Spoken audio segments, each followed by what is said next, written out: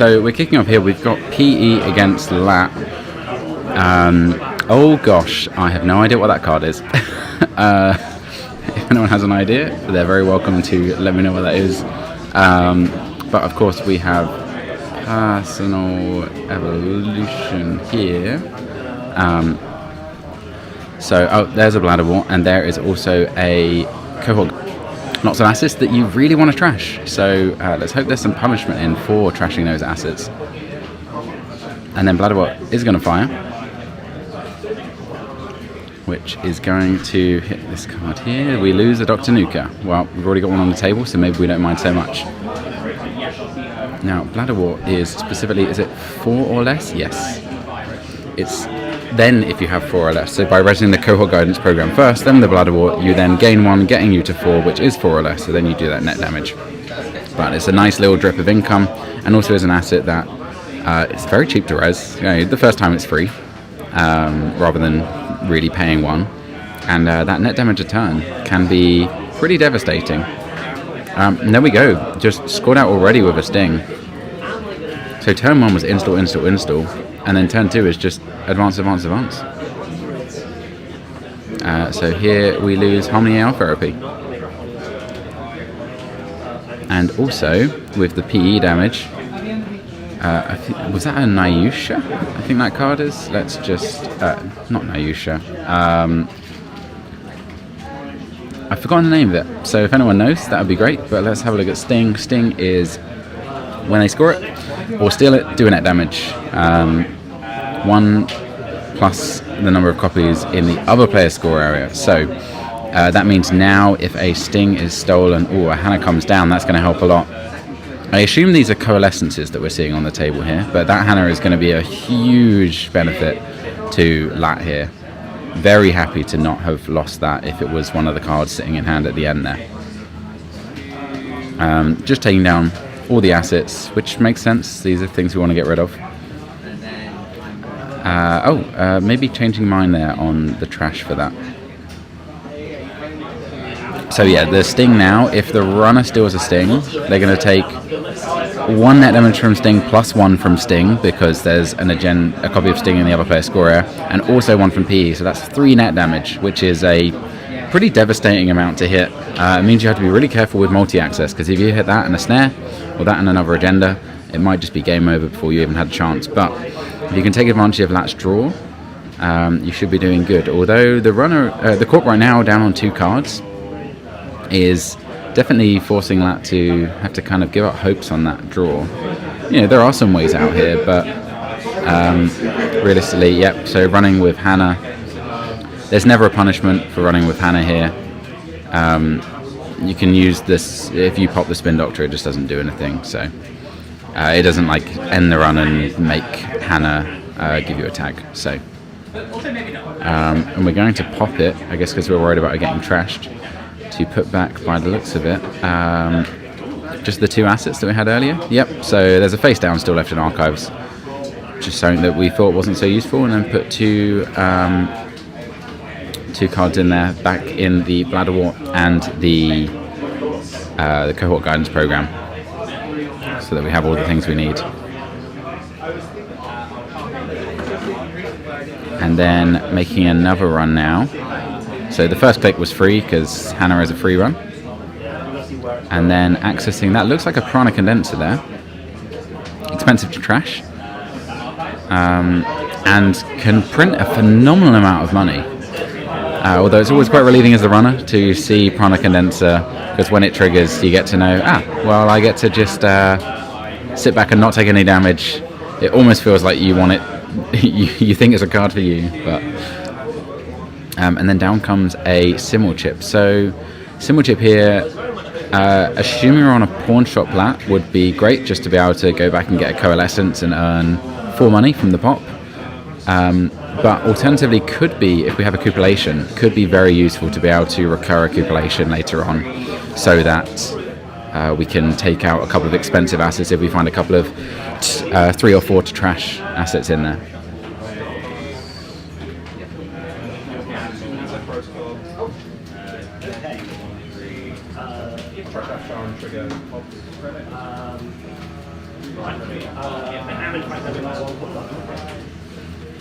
Icing up HQ to keep it a little safer. Means we can shore things up in there for a little while. Which by this point, you know, we've installed 3 cards a few turns now and had a spin doctor fire and so on. So we might have seen another agenda yet, especially when we're playing things like Sting, which are 1 points. Then there'll be a few agendas in there.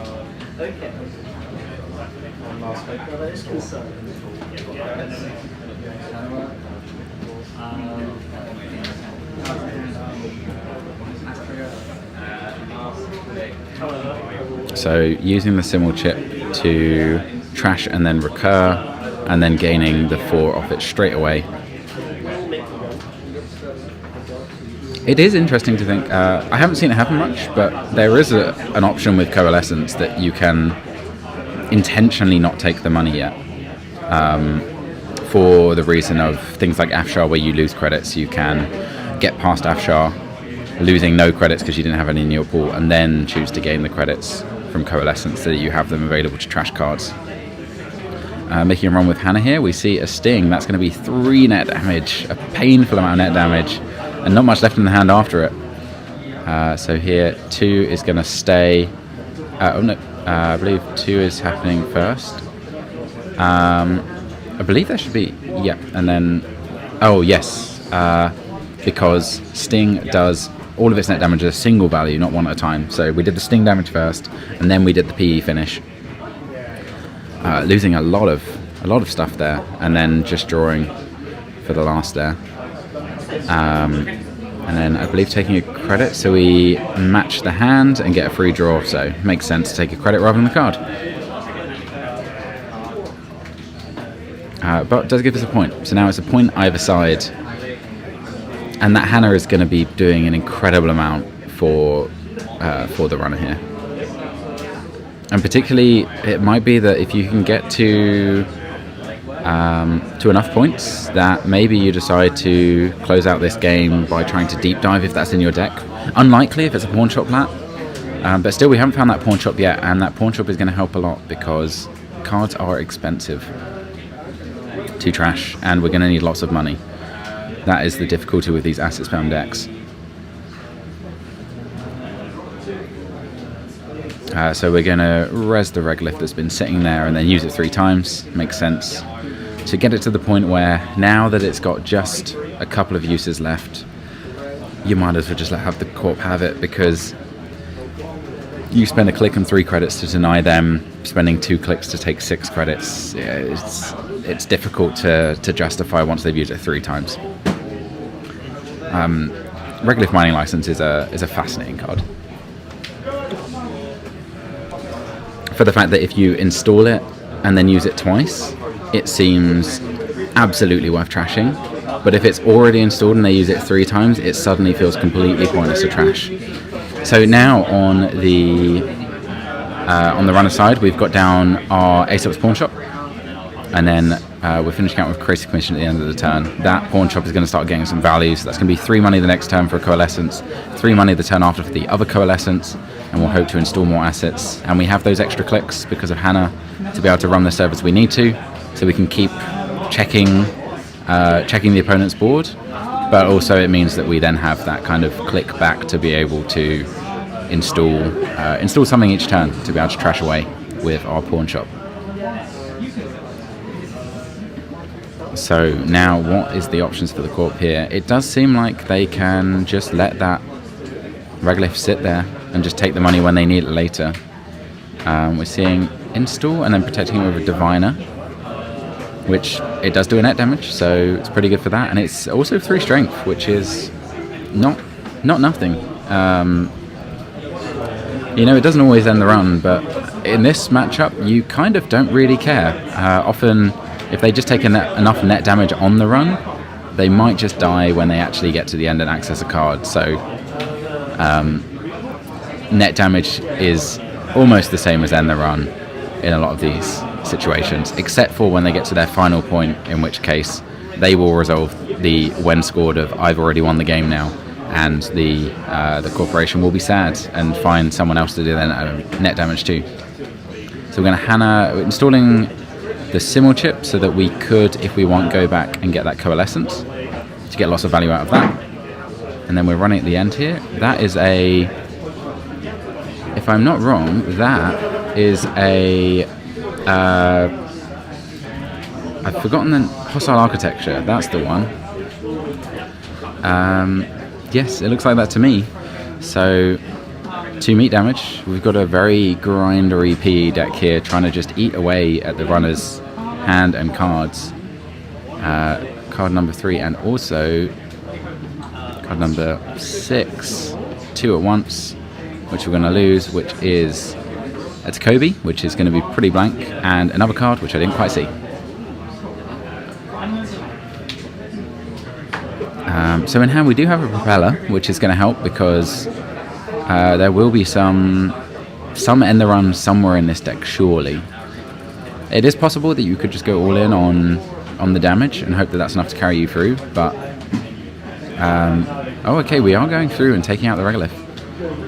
We're trying to keep their credits low because they're only on 6, which is not a lot. And then we get a DZMZ down, and it looks like that is our turn, which lets us get that lat draw to draw into. I'm trying to guess what that card could be. Could it be an imp? It looks like it's a virus card because it's Anak, and also it has a kind of whimsical face on it that I can only assume is a virus-related card. So back over to the corpse side. Really hoping to just find some kind of money cards in here, really. We don't actually know what's in these servers. Playing a very ASA fully operational style at the moment, but getting things protected. And I mean, like, Diviner is 2 to res. It's miserable. It does feel like the hostile architecture might have been better if it was protected by ice, because then the runner's more likely to check a card on the table first, then you can res the hostile architecture, and then they will think twice about whether to go and get it. But maybe you paying 5 and doing 2 meat damage, and the runner paying 4 to trash it is worth it.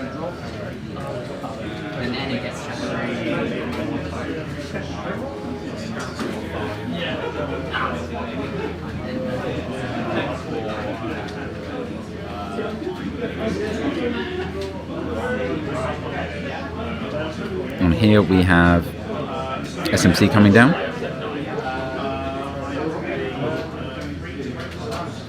To be able to let us get through hopefully anything, although we've got a Phasarum Tangler in hand. We might also have a propeller by the looks of it, so we're hoping that we run into a sentry here. Okay, there is a House of Knives coming down. That's going to be 1 net damage for scoring an agenda, but also now 3 net damage to do later whenever we feel like just wearing down the runner's hand a little bit. And if we can get 2 or 3 of those scored, then we can get to the that is a painful hit to have. We've already seen the Harmony AR therapy go, and now the DJ Ephemeris is gone as well.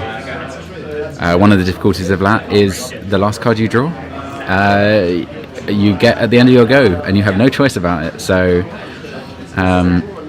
it's in your hand, and you didn't have a chance to act on it. So that is going to be pretty rough.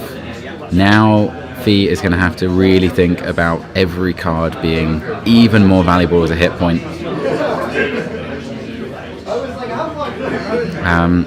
I believe we are now back over to, yep, we're working out whether to use the SMC on the corpse go, and or whether to pawn chop anything. I believe we're not pawn chopping. First click is to draw, finding a burner. Could be very helpful.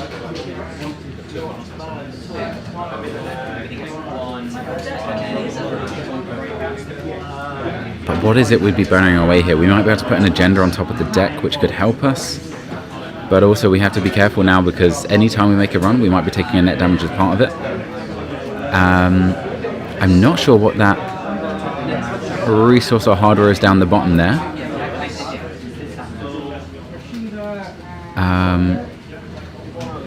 What could that be?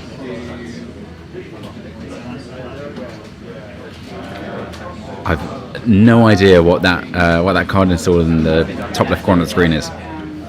But we are back over to the corpse side. We can see we've got a couple of gens in hand there. We do have Regenesis, which is a pretty good way to be able to get a lot of points when we need to. Installing some kind of asset in there, then icing up R&D, keeping things protected. Really running low on credits here. So hopefully that card they installed was a Rashida or some kind of credit drip income, because they're going to need to keep something like that alive. And I guess right now also, if the runner runs and ends with 0 cards, there could just be a battle on the table and that could be it. Here we see a Coalescence coming down. We are at, it costs 1 cheaper because of the DZMZ, so that's very nice. We are at plenty of Mew. Well, yeah, we have 1 spare Mew. Okay, shuffling a lot of things around here. Yep. something like that. And then what are we going to pawn off? Oh no, sorry, we've installed the Coalescence this turn, so no pawning this turn, but that will certainly be pawned next turn. Drawing for a hit point. Is this a...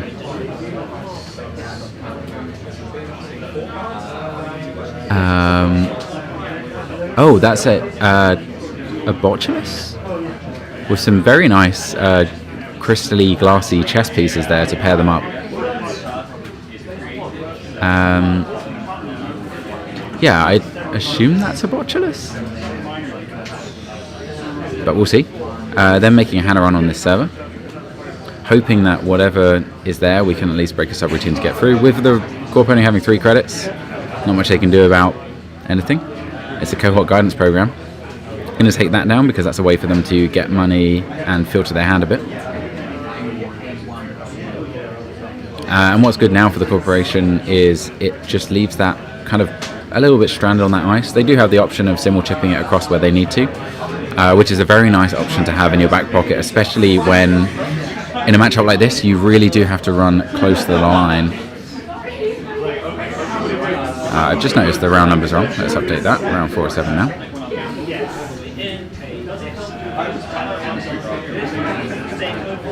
So, corporation, drawn for their turn, installing. And gaining 2 credits by the look of it to add a little bit more threat of the different kind of things that we could see rest on the corporation side now.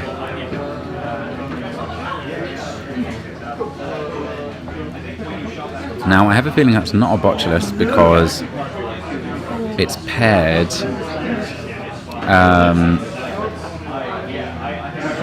It's not gaining virus counters, so it's some kind of Anik hostable card.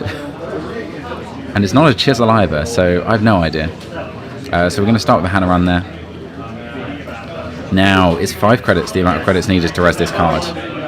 We're going to think about, we're going to do ping for a damage.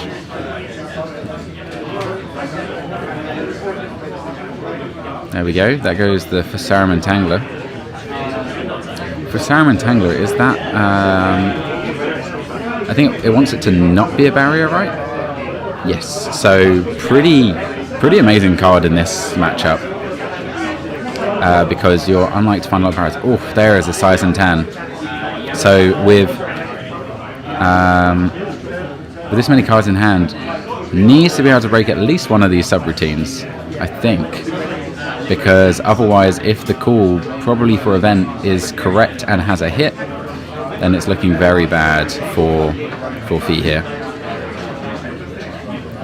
We do have the Eco if we need it. Correct, yes, it is round 4. I just forgot to update it, but that's now in place.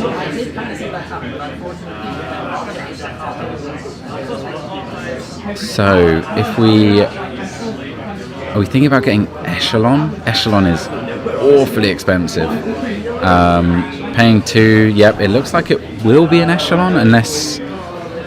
oh, we're getting a Muse.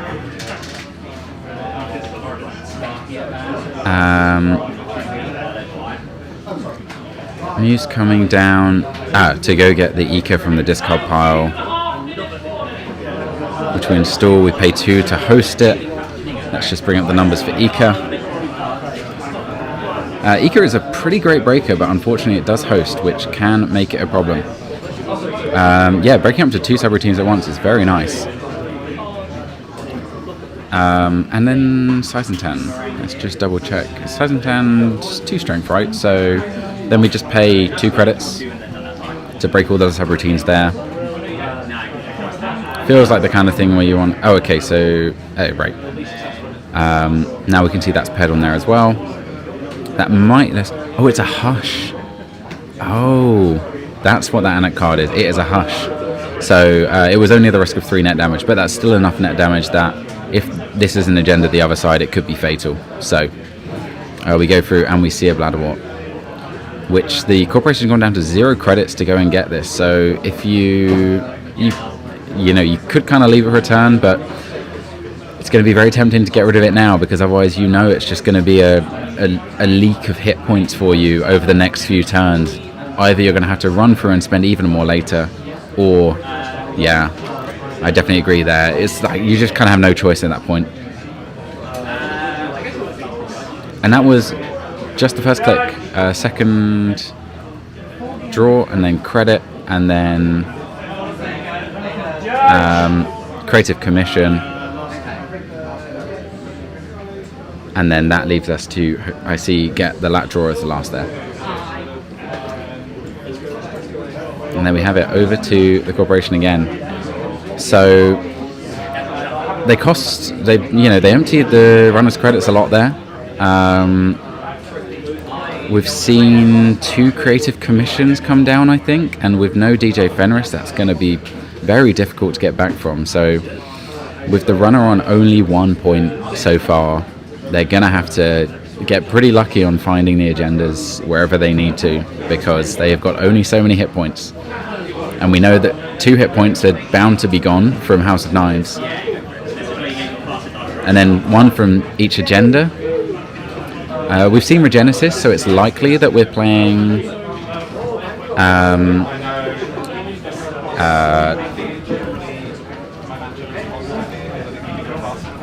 just going to find the card.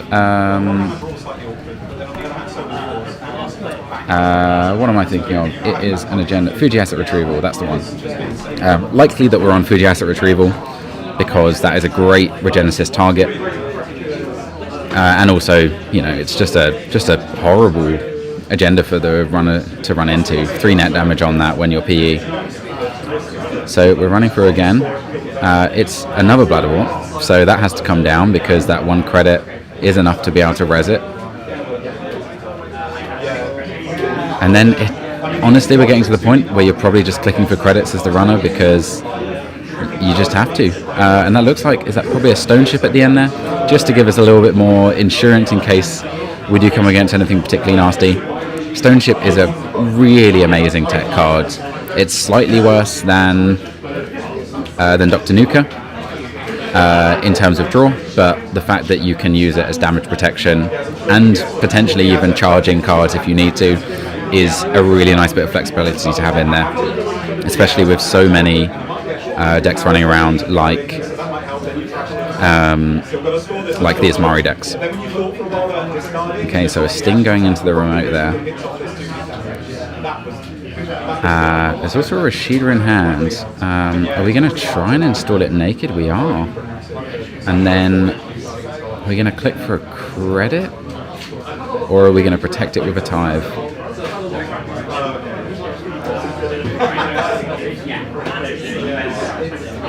The difficult thing is with this pawn shop on the table, there's a lot of... Okay, we're just taking a credit there. Now Fia's in a position. Do you run this face down? Probably. It feels like you have to. You can't let something like that go unchecked, and here that's just going to be instantly trashed. There's no way you can let the corporation get 3 cards and 3 credits like that. Then we're making a run here. We're going to pay 2 to break all the subroutines. We're going to take a net damage. Using 1 here. That's a burner gone. That's a shame. And then we're going to continue an access, which is going to be a Sting. So this time it's going to be... I think it's just 3 again, yeah. So it's going to be 2 damage from Sting. 1 for Sting, 1 for the one in the other in the corpse score area, and then so 2 at once, and then finally 1 more for PE. And there our cards are massively thinned down again. But we've still 3 clicks left because of the Hanno run. So we're just going to draw, and that is a very small stack there. I think it's just a smushed over pile of cards now because there's not much holding it together. Very few hit points left and only 2 agenda points to show for all of it. It's just 2-2 here. We can see in hand there's a couple of agendas along with some ice. The corporation is very poor, but the runner is running low on life. And of all the agendas to steal, stealing 2 stings after the corp has already scored a sting is just straight up the worst conversion to hit points you can get. And with that House of Knives slowly pinging away. Now that last House of Knives charge hopefully will be held in reserve, because you always want to have it as a threat. As soon as you use it, just for like a value kind of pick away, if you're not going to win with it, you want to hold it back. And especially at this point with the runner on just 2 points, unless the runner is threatening some kind of way that they might be able to get 5 points in a single run, like a deep dive possibility, then there's just no point using it for that purpose. You should keep it as threat for them. Okay, we're overwriting the piece of ice. Off goes the Muse and the Eka. Is there going to be use of... probably no point using the symbol chip yet, because you can probably trash a program every turn with your pawn shop. So we're pawn shopping that away, I believe. And then perhaps thinking whether we're going to use that symbol chip before the end of the round to go back and get an Eka and a Muse is probably the pairing we would expect.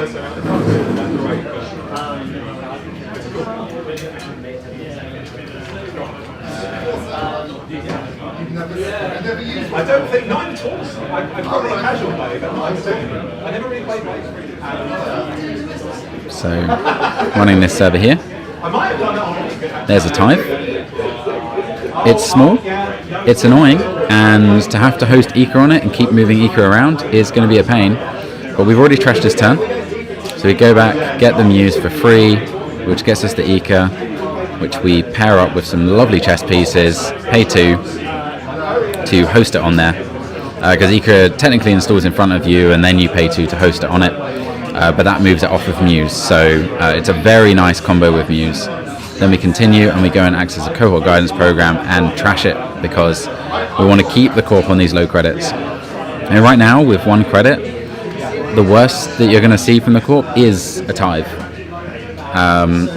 I cannot think of any other piece of ice for 1 credit that's going to be a threat to you, and it's very unlikely that there's going to be any way the corporation can summon some extra credits along when they need to. However, it's just the risk that wherever you run, you might be taking some damage. So running HQ, you might end up taking 3 damage. And we see a diesel in hand there, but I imagine that diesel is going to be held back. Only if it's really desperately needed will it be used, because it's more valuable as a hit point than it is for 3 cards on demand when your deck is honestly looking like it's about 3 cards left right now. But maybe that's just the camera angle and it's a few more cards in there. So now with 3 agendas in hand, and we can see a blood in the water in there. That's definitely a threatening card to have around. If the corporation get to the point where they can get you down to 0 cards, then they just have to put that card on the table for a click and then it's over for you. We've also got Fuji asset retrieval there. Possibly we're thinking about if we just plonk that Fuji... No, definitely not. If we put that Fuji down, they will run it, they will get it. And we'll do, what, 4 overall damage? Oof, we're doing it. That is... It's difficult. It's possible that the runner doesn't account for the amount of damage here, but it does feel like that is that card is going to be touched, and that's going to become very difficult, because when the runner gets to 5 points, it doesn't really matter the kind of damage you're doing now. So here we do damage. That's a pawn shop gone. We pay to break both subroutines. That just costs a mere 1 with Ika. And I think we're just working out, just checking, do we want to access? Are we safe?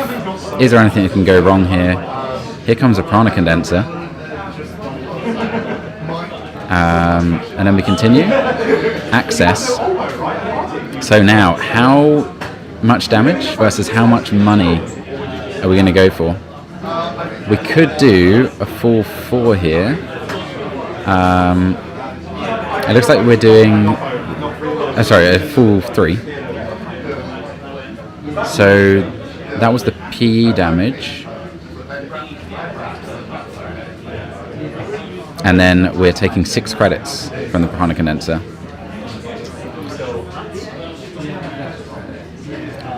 Which if we have... Oh, okay.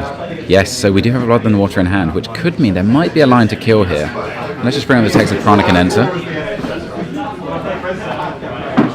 So prana condenser, 2 clicks to do 2 damage. It's not quite enough.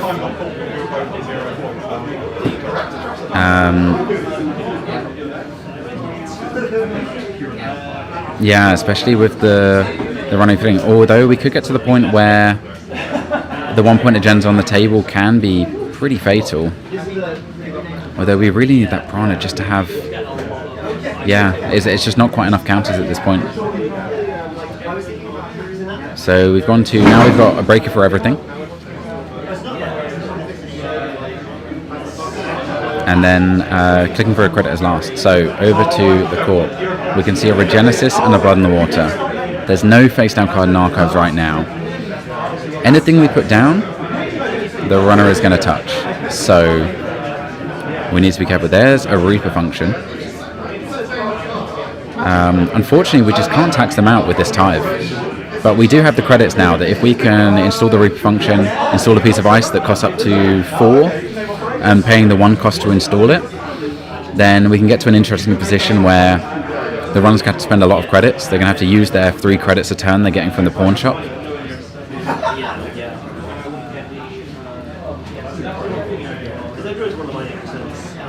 And then we're installing an upgrade on the prana condenser there. We haven't seen much influence from this PE deck, so that could be an Angelique, perhaps?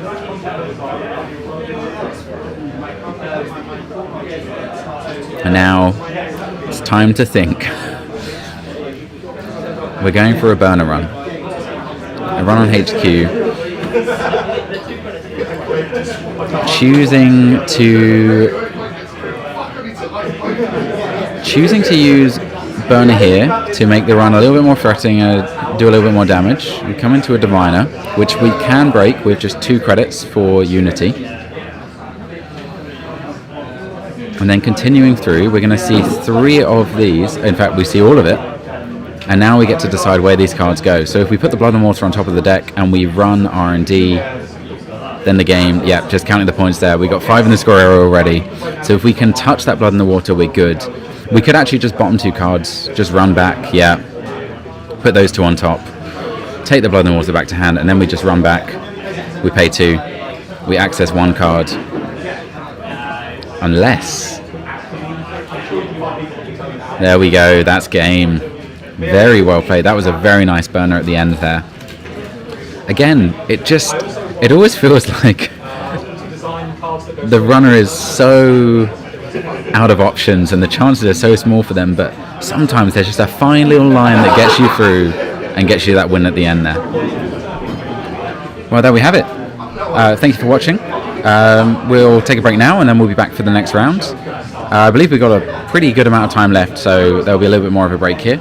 And I look forward to seeing you all back. If you have any comments about any changes or tweaks I can make to the stream, let me know, including audio and video and stuff like that, because I want to get things perfect and set up for the top cut, because I'll eventually... it wasn't Angelique, there we go.